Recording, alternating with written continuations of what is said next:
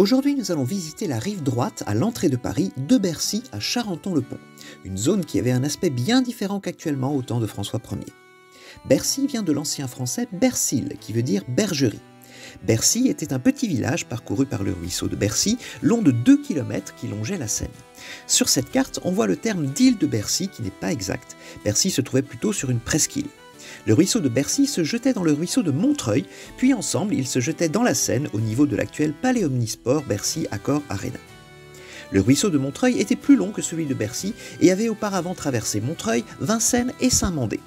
Le ruisseau de Bercy a été asséché au XVIIIe siècle, mais il reste néanmoins que toute la zone de Bercy est très basse et très proche du niveau de la Seine, et Bercy a d'ailleurs été largement inondé lors de la fameuse crue de 1910. Bercy comportait un grand manoir que l'on voit ici au premier plan, le manoir de la Grange-aux-Merciers, à l'emplacement de l'actuelle rue Gabriel-Lamé, non loin du métro Cours-Saint-Émilion. C'était un somptueux logis comportant 3 corps de bâtiment pouvant héberger jusqu'à 40 personnes. Le domaine de Bercy appartenait au XVe siècle à la famille des Montmorency, dont sera issue Anne de Montmorency, le connétable de François Ier.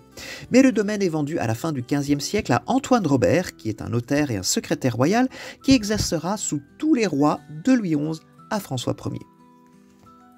Si on remonte le cours de la Seine, on arrive dans la zone où il y a le bourg dit Conflans, qui a complètement été absorbé par la ville actuelle de Charenton-le-Pont. Conflans a tout de même une rue à son nom et un parc également.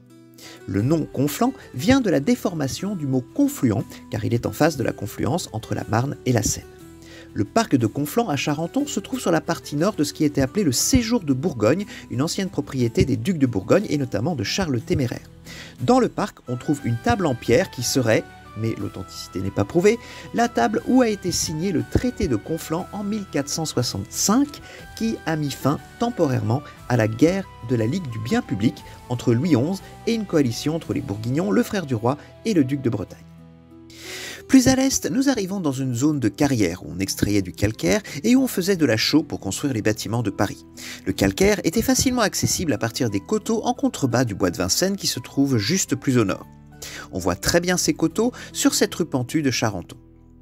C'était une zone ouvrière qui contrastait avec Conflans, qui était très religieuse et aristocratique comme on l'a vu. Nous arrivons maintenant au niveau du fameux pont de Charenton et nous voyons qu'il est fortifié à la Renaissance. En effet, sa localisation est stratégique, c'est le dernier pont qui traverse la Marne avant qu'elle ne se jette dans la Seine. Il y a là un pont depuis l'époque romaine et il a été reconstruit pas moins de 18 fois, la dernière fois en 1972 pour laisser passer l'autoroute A4. Le pont est resté fortifié jusqu'à l'époque de Henri IV. Sur le côté de la route qui traverse le pont, il subsiste une trace d'une des tours. Un bourg, officiellement appelé le bourg du Pont, se développe à proximité dès le Moyen-Âge et est garni de nombreuses auberges et tavernes pour rassasier les voyageurs. C'est le noyau d'urbanisation de Charenton qui va finir par grandir et absorber Conflans.